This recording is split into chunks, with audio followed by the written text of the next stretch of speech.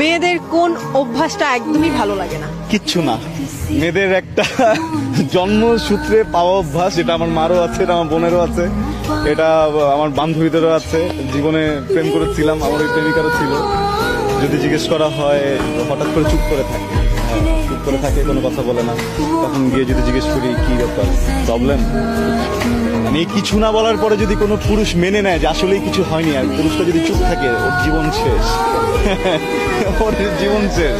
কখনো যদি কোনো মেয়ে, এটা আমার সকল পুরুষ ভাইদের জন্য বলছি, কখনো আপনার মা হতে পারে, বোন হতে পারে, স্ত্রী হতে পারে, প্রেমিকা হতে পারে, বান্ধবী হতে পারে, কখনো কোনো মেয়ে যদি দেখেন চুপ করে কোনো কর্নারে বসে আছে, মানে আপনি তাকে যদি জিজ্ঞেস করেন যে কি হয়েছে, সে যদি বলে কিছুই হয়নি, বিশ্বাস করবেন না।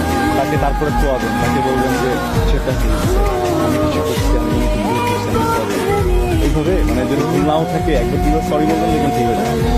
প্রশংসা করে